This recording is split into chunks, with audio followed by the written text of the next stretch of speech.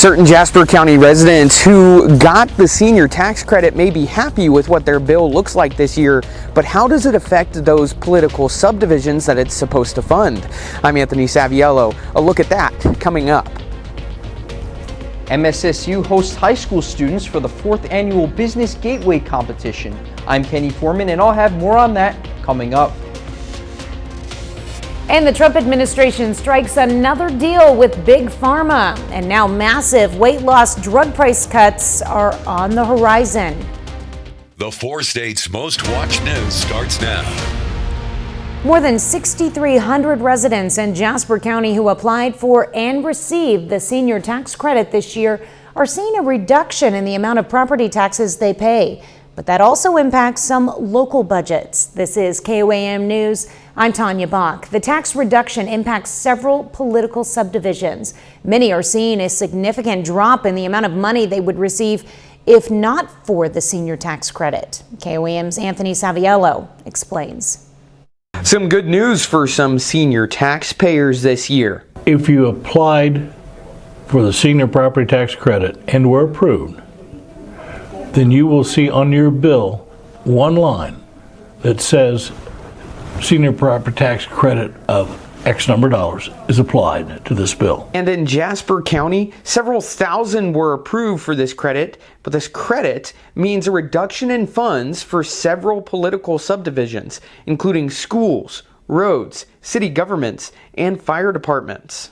There were 6,335 approval letters that went out, which is quite a few. Joplin School District will receive over $180,000 less from Jasper County alone than if the senior tax credit was not applied. What happened in Jasper County is less than 1%, but we have a large portion of our school district in Newton County. And so we're not really able to accurately calculate our percent until we get the Newton County numbers in. Carthage School District seeing the biggest monetary difference, with the tax amount being over $400,000 less after the tax credit is applied. Superintendent Dr. Luke Boyer says that will have a significant impact on the school district. A majority of our budget, a large majority of our budget is locked in. I mean, it does impact teacher pay. Boyer says he hopes to see the state of Missouri do more to help fund school districts that rely so heavily on local tax dollars. You know, Missouri is 49th in the country in funding from the state level. And so, you know, my answer to that would be is we've got to start talking more about the state making sure that public education has its appropriate place in the state budget. In Jasper County, Anthony Saviello, KOAM News. Both school districts have said while there was no way to fully prepare for how much money they would lose out on this year, they will be able to determine how this credit will impact them going forward. Well, meteorologist Lindsay Gaffney joins us now with a first look at weather. Temperatures have been unseasonably warm so far this week. Now we're getting to the weekend. Temperatures are going to start to cool down from where they've been, but currently we're in the mid 60s. This evening, we're really not going to cool down much through the evening. We've got cloudy skies again. That keeps us a couple of degrees warmer than we should be. We're also, though, watching a front move through. So here's our cold front dry, so we're not expecting any rain chances along that. But we have a secondary front coming in this weekend. That's going to be moving in on Saturday, and you can see how temperatures drop from the 70s down to the 40s on Sunday. A huge temperature drop with the overnight lows well below freezing, even getting down to the low 20s. And we even have the potential to see maybe a few flurries on Sunday as well, but I'll have all those details coming up. All right, thanks, Lindsay. High schoolers from throughout the 4 states put their knowledge of business to the test at MSSU's 4th annual Business Gateway Competition. KOAM's Kenny Foreman tells us more about what the experience was like.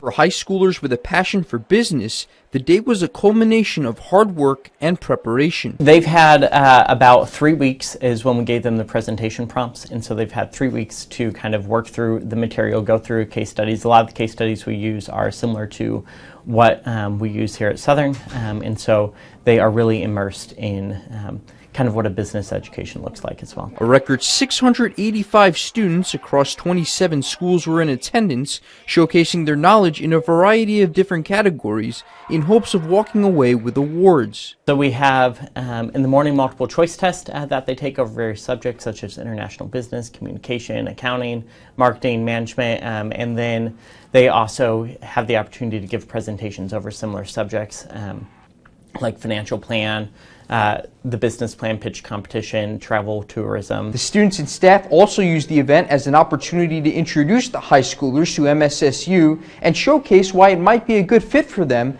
as they start to think about college. We're trying to get kids interested in Southern, and we're trying to get their teachers where they want to send kids to Southern, so it's just making sure those kind of stakeholders in that situation are taken care of, and they feel welcome here and they feel support, and they end up loving it and wanting to come back for more. Having been in their shoes at one point, it means a lot to the college students to get the younger generation excited for their future. This is just a small competition that they think is very big right now. As high schoolers, you just want to be getting out of school, but this is something that can help them long term. In Joplin, Kenny Foreman, KOAM News.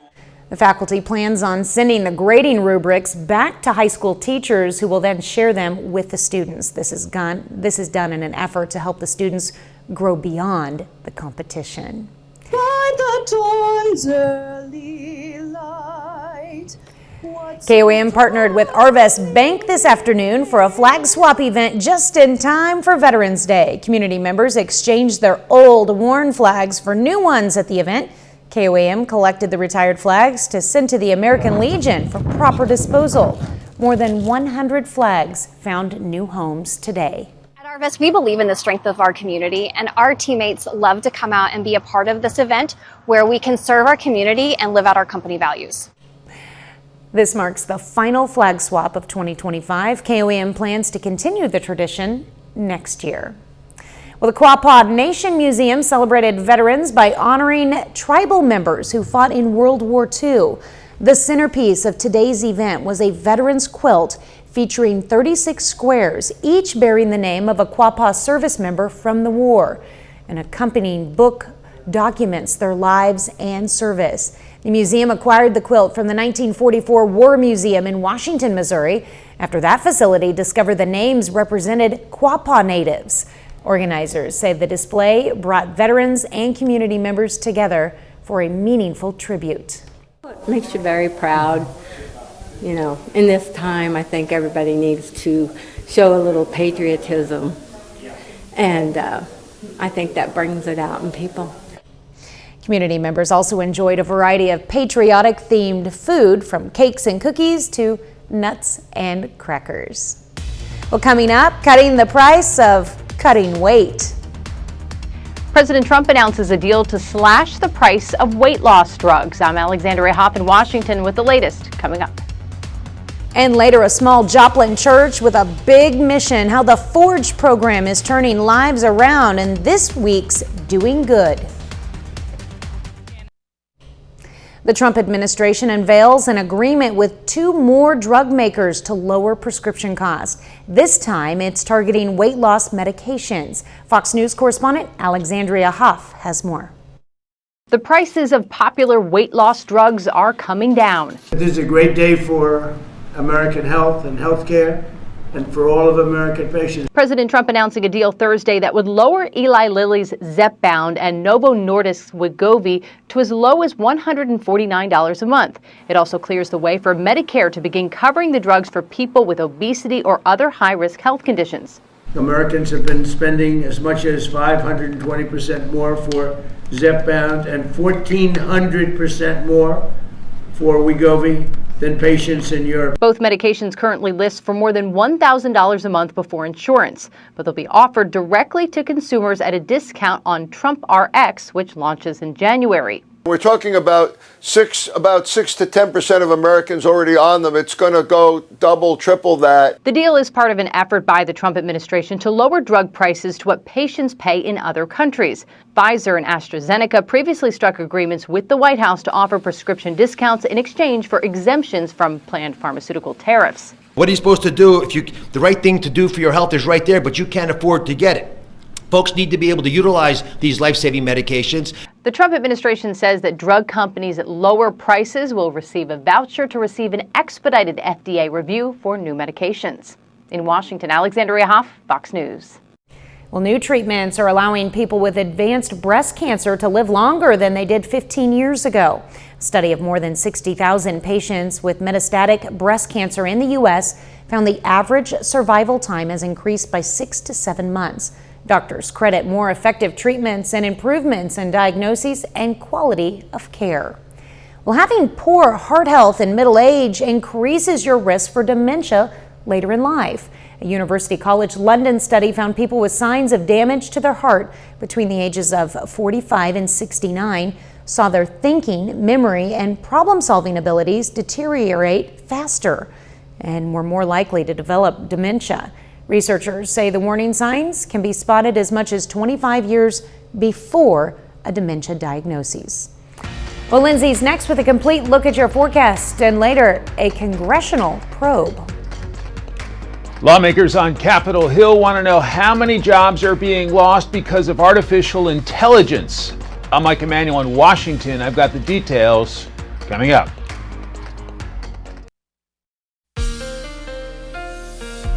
It's been a warm couple of days. Now we can go ahead and take a look at our current conditions out there. 65 degrees, still well above average for this time of year. Now we do have some clouds moving in, so overcast skies tonight that actually keep us a few degrees warmer. So across the board, we're just going to be several degrees warmer than we should be this time of year. 65 in Joplin, 63 in Iola, 58 out there in Sedan. Now we do have a front moving in, and that's going to drop our temperatures just slightly as we start the weekend, Friday and Saturday.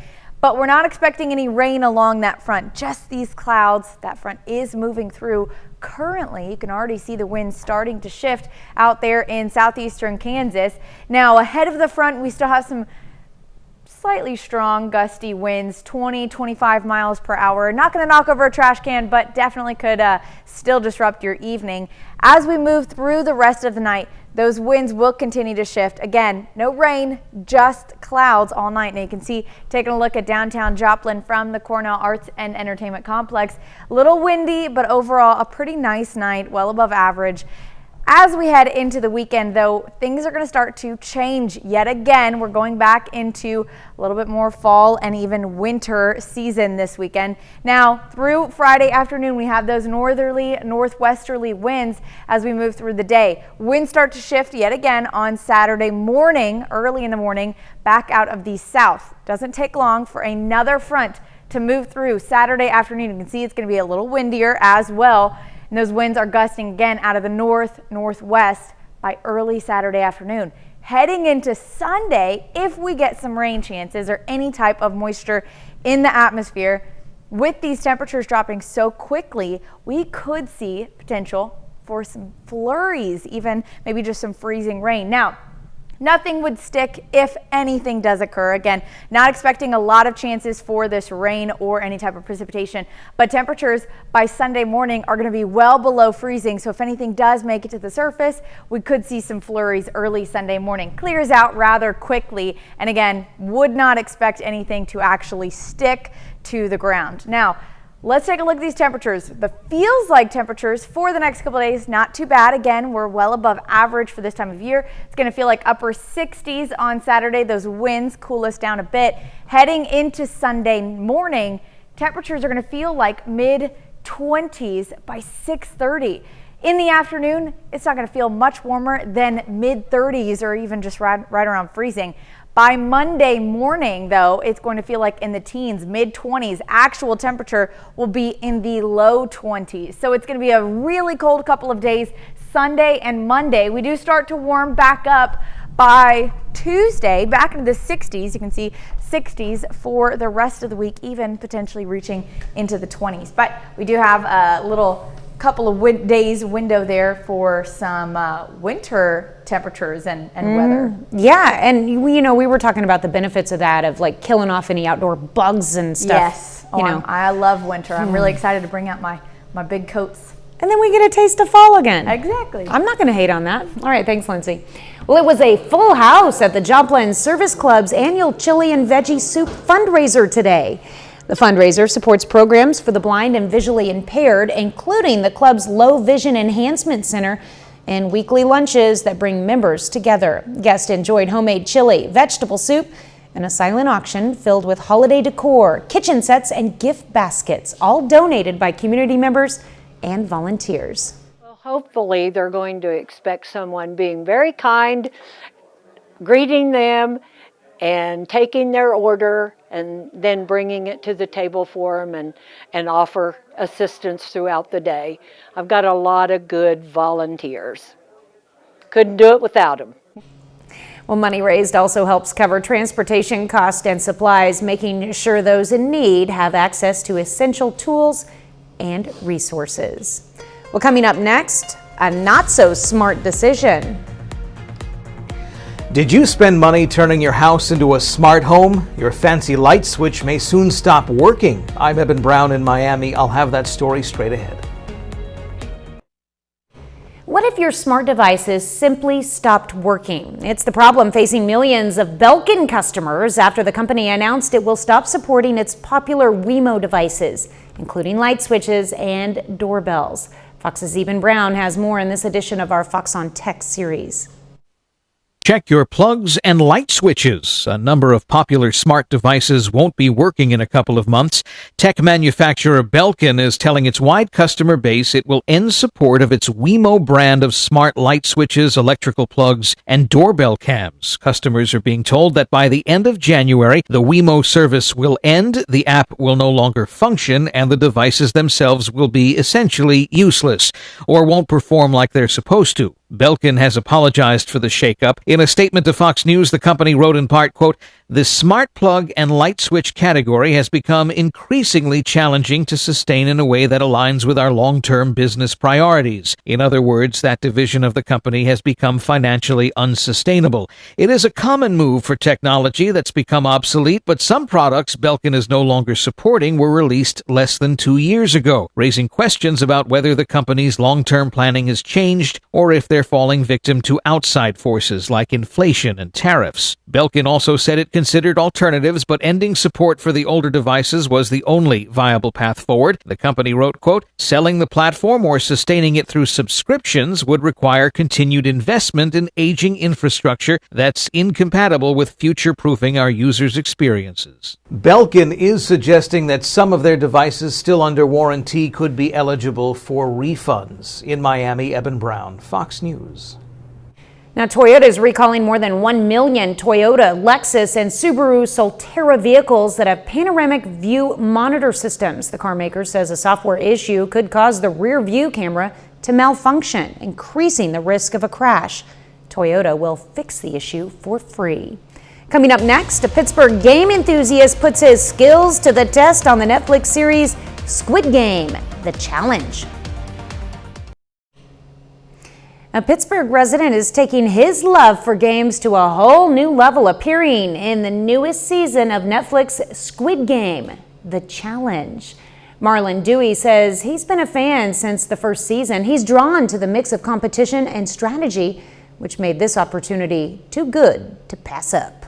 Sign up on a QR code, and the next thing you know, you're flying to London to be on a show it's not just like a little reality TV show. It's a big one. It's, I know the first season was one of the top reality shows on Netflix ever, and so the second one, you just never know what to expect. The Pittsburgh native says the experience was unforgettable, and he's already thrown his name in for season 3. 30 more minutes of news, weather, and sports coming your way. Airline passengers are the latest collateral damage during the ongoing government shutdown. I'm Rebecca Castor in Washington with the latest on the FAA's plans and lawmakers' negotiations. And Congress wants to know if AI is destroying American jobs. The bipartisan bill that could expose the truth ahead. You're watching the 4 states' most watched news.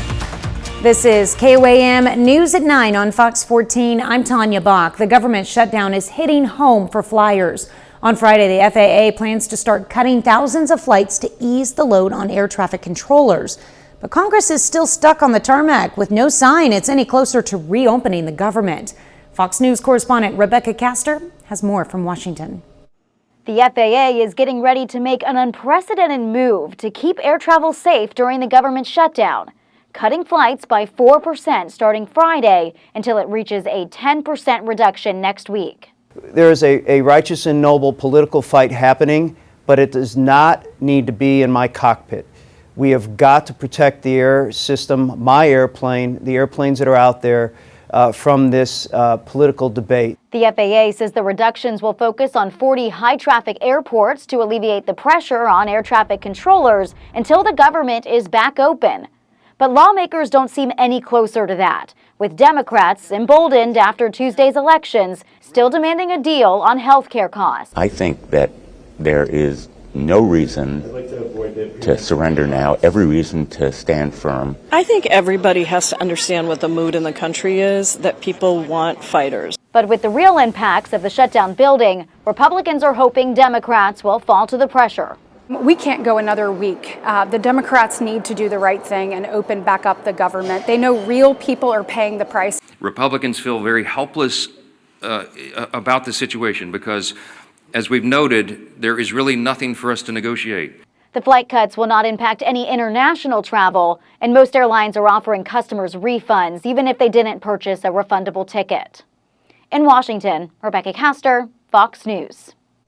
And the National Transportation Safety Board is analyzing data from the flight recorders of a UPS cargo plane that crashed in Kentucky. The jet went down Tuesday after an engine separated from a wing during takeoff from an airport in Louisville. All 3 crew members on board and at least 9 people on the ground died in the fiery wreck. More than a dozen others were injured. Our belief is today that there was not a maintenance issue regarding that aircraft prior to the flight subject. UPS, their flight scheduling and all of their crews are being very cooperative with us, providing everything we need. Flight records show the plane was grounded in Texas for 6 weeks, but it's not clear what maintenance was performed. Well, fears are growing among Americans that artificial intelligence will reshape the job landscape, but not in a good way. And now Congress is jumping in and asking tough questions about whether AI is helping or hurting. Fox News Chief Washington Correspondent Mike Emanuel has the details. The basic idea is we should know, are AI companies creating jobs or destroying jobs? If you're worried about losing your job to artificial intelligence, you're not alone. American companies have been making big cuts to the workforce in recent months, and at least some of those jobs were lost because they're now being done by AI. And now Congress wants to know how deep the cuts will go. If we're losing jobs because of AI, let's see in what industries that's true, and then let's figure out what we're going to do about it. A bipartisan bill called the AI-related Job Impacts Clarity Act was introduced on Capitol Hill yesterday. It would mandate most companies disclose job losses, new hires, reduced hiring, or other changes as a result of AI. The Labor Department would then collect the data and issue a publicly available report. If big tech is serious about actually creating jobs, they're the ones who've been saying, this will be great, AI will be great for the American worker. This is a great opportunity for them to prove it. But some experts argue most of the recent job losses have been due to post-pandemic overhiring and corporate restructuring, with many predicting there will be significant losses as a result of AI, but it's still at least a year away. That tipping point for when we'll start to see a lot of these sorts of tools starting to kind of hit at scale. The best that we can guess right now is probably sometime towards the end of next year. Democrats on the Health, Education, Labor, and Pensions Committee say more than 100 million jobs could be lost to AI in the next decade. In Washington, Mike Emanuel, Fox News. Well, Lindsay's next with a complete look at your forecast, and later, men at the end of their rope find new purpose in Joplin. We take a look at the Forge program in this week's Doing Good. Hope everyone has been enjoying this rather warm week. Now we do have a nice couple of days ahead of us. Let's go ahead and take a look at our current conditions. Mid-60s out there in Joplin. Now we do have clouds moving in. That keeps us a couple of degrees warmer overnight. So we're going to see another average or slightly above average night again for us this evening. Now winds out of the south, but we do have a front pushing in, already dropping temperatures out there in Sedan and Yates Center, but the rest of us are still going to be a little bit warmer tonight. Now outside of a few clouds, not much else is going on. We're not expecting any rain chances along this front. We do still see some decently strong wind gusts, 20-25 miles per hour out of the south ahead of that front. That's going to be on our eastern side, Missouri, Arkansas, even into northeastern Oklahoma as well. Now, the rest of us, as that front passes, winds do start to die down at least through Friday. Now, taking a look at downtown Joplin from the Cornell Arts and Entertainment Complex. Overall, it is just going to be another nice, calm night, but we've got some changes in store for us this weekend. Now, first change is our front moving in right now. You can see some rain showers just north of us. We're not expecting any rain again along that front. Our second change is actually going to be moving in on Saturday. Saturday early afternoon, we've got this secondary front that just moves in and reiterates that cold air in the atmosphere. So it brings some cold front to us and another colder air mass, and even potentially some snow chances. Can't see much. We may not get anything at all if we don't get enough moisture in the atmosphere. But if we do, behind that front, could see some sprinkles that then turn into a little bit of snow flurries, maybe even some freezing rain, but not enough to accumulate anything, or even less than 10% chance for us. We just have this one little patch that we could see, again, a couple of flurries early Sunday morning. Now, this is due to those temperatures dropping well below freezing starting Saturday. So Saturday afternoon, we're only getting up to the upper 60s. We're looking at 69, 70 degrees. Feels like maybe mid 60s, because of those winds. We get some strong wind gusts ahead of the front. Then heading into Sunday morning, it's going to feel like upper to mid 20s. Actual temperature will be in the low 30s, upper 20s. And then the high for the day, not going to be getting above 42 degrees, but it's going to feel like mid to low 30s. Then heading into Monday morning, it's actually going to feel like the teens when the actual temperature will be in the low 20s, looking at about 21 to 25 degrees. So the next weekend, this upcoming weekend, Sunday and Monday, really cold temperatures, highs for the day, not breaking 45 degrees. We do warm up after that for the rest of the week again.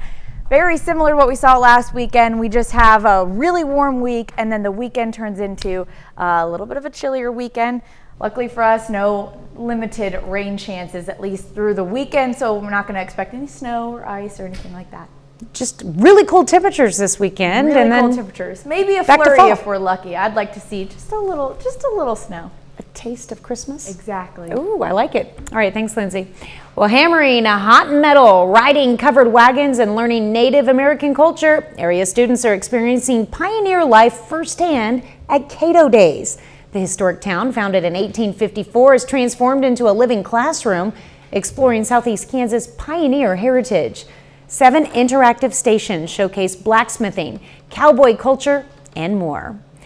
Well, still ahead, Pitt State Soccer makes history in its second year as a program, plus Gorilla Football prepares for Central Missouri on Saturday, looking for an 8th straight win. Ben McLeish has those stories and more up next in sports. The 8th-ranked Pitt State Gorillas are firing on all cylinders, looking for an 8th consecutive win this week as they hit the road to take on Central Missouri. And the Mules bring a familiar challenge to the table offensively with an up-tempo style of play. However, the Gorillas haven't faced an offense like this since Emporia State back in late September. And the emphasis heading into this matchup is to limit an explosive offense that features a lot of weapons. They present something we haven't seen in probably the last month from an offensive standpoint. You know, obviously Emporia with the tempo and the spread, but we have not seen that, you know, and since we've played Emporia. So for us on defense, the challenge that they present on offense is they're going to go fast, they're going to spread the field, and they have really good athletes everywhere. They got wideouts that can catch and make you miss in space. Very athletic quarterback. He's dangerous with his arm, dangerous with his legs. Got a good run game as well. This would be a pretty good challenge. We know that they throw the ball a lot. They run the ball enough to keep you true to the run game. We just need to do our jobs, play fast and physical, just finish tackles and finish in open space. Earlier this week, the initial NCAA Division II regional rankings were released, with the Gorillas ranked 5th in Super Region 4. The top 8 teams at the end of the regular season will advance to the playoffs, And the Gorillas know they have work to do to secure their spot in the postseason. They know what's at stake. They know what we have to do, and we just have to continue to, we always have that get one mentality. I mean, get one day today, tomorrow, and, then we'll have an opportunity to go get one more on Saturday. We put ourselves in this spot from the jump, starting off 0-2, so it's only right that we get ourselves out. It's us against everybody. We knew that from the start, but I feel like if we go in and play how we play, rankings don't matter, teams don't matter, where we're playing doesn't matter. I feel like we can beat anybody in the world. The Gorillas and Mules clash in Warrensburg on Saturday. Kickoff is at 1 p.m. from Walton Stadium. Well, in only its second year as a program, Pitt State Soccer has already clinched an MIAA regular season title. After a promising 500 record in the Gorillas' first ever season, they've made an impressive jump in 2025, finishing with a 14-2-2 record. That's good for first place in the MIAA and the 24th ranked spot in the national poll. What an incredible start for the new program, but they've still got plenty to accomplish this season. A regular season title is great, but the Gorillas will look to bring back an MIAA championship to Pittsburgh. Their quest begins on Sunday with the matchup against the 8th seed Northeastern State Riverhawks. The Gorillas beat them 1-0 when they faced off in the regular season. Well, Webb City Volleyball wraps up its season tonight with a chance at the Cardinals' highest season finish in school history.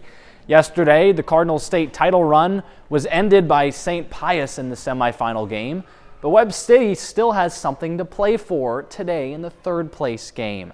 A win over Hannibal tonight would give the Cardinals their best season finish in school history.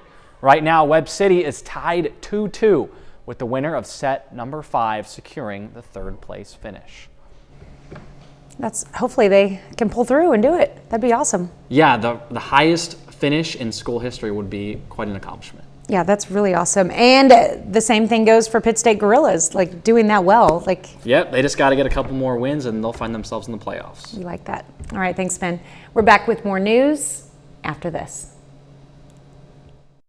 Changing desperation to transformation. That's at the heart of a Joplin program. This week's Doing Good takes us to Joplin, where a program hosted by Watered Gardens is working to help men who are at the end of their rope. KOAM's Ty Parks has the story.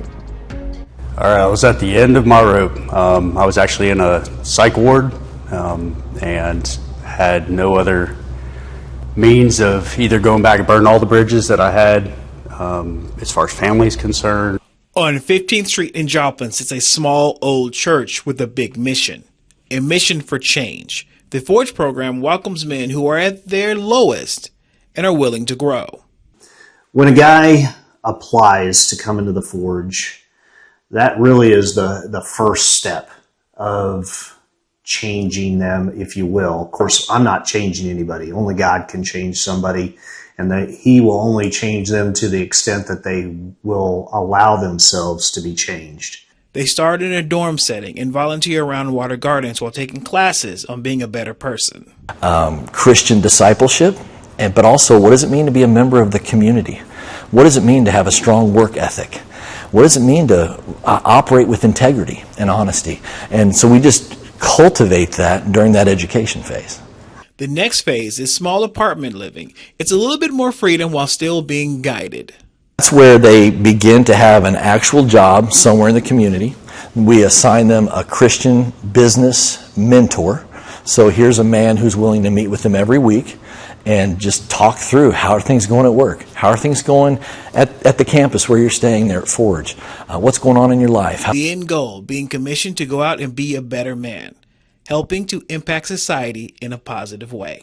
I see everything that I'm doing as like ministry. It's an opportunity, whether it's at work, in relationship with the people in my community at God's Resort, whether I'm just interacting with people at church or even at the grocery store. Like, I see those opportunities as, I see those situations as opportunities to see what God is doing, and in the same way, like how He's blessed me, I want to give a measure of that back. In Joplin, Ty Parks, KOAM News. The men stay at the place until they are ready to move on or in the world without government assistance. Well, up next, Russell Crowe, Jennifer Lawrence, and Guillermo del Toro lead this week's must-see entertainment. From a sci-fi franchise to a historical thriller and more, here's Fox's Ashley Dvorkin with a look at what's new in theaters and streaming. I am going to escape the hangman's noose. Russell Crowe, Rami Malek, and Michael Shannon lead the historical thriller Nuremberg. The film centers on the Allies building their case for the Nuremberg trials, and a U.S. Army psychiatrist brought in to evaluate Nazi leaders who gets caught in a psychological showdown with Hermann Goering. You've come to the most dangerous planet in the universe. The Predator universe expands with Predator Badlands on the big screen, including in IMAX 3D. The action-adventure is set in the future on a deadly remote planet and follows a young Predator outcast who finds an unlikely ally as he searches for the ultimate adversary. If you're having a hard time, I feel fine. Jennifer Lawrence and Robert Pattinson lead the drama Die My Love, about a writer and young mother locked away in a rural old home, slowly slipping into madness. My father is a very difficult person. Elle Fanning and Stellan Skarsgård are part of Sentimental Value. The story is about sisters reunited with their estranged father, a former famous director, navigating a complicated relationship after one turns down a role in what he hopes is his comeback film. You don't get a say in how I live my life. The book-to-screen coming-of-age story, I Wish You All the Best, is about a high school junior thrown out of their home after coming out as non-binary, who moves in with their estranged older sister and finds support in new relationships. The cast includes Corey Fogelmanis, Alexandra Daddario, Cole Sprouse, and Lena Dunham. Victor Frankenstein. While streaming, Netflix adds Oscar winner Guillermo del Toro's reimagining of Mary Shelley's Frankenstein, about a brilliant scientist who brings a monstrous creature to life in a daring experiment. In Hollywood, Ashley Dvorkin, Fox News. That's our time for tonight. Thank you for joining us. We're going to leave you with video of an unbearably cute method of panda transportation at the Hong Kong Ocean Park Zoo. Oh, sweet. Have a great night and an even better tomorrow.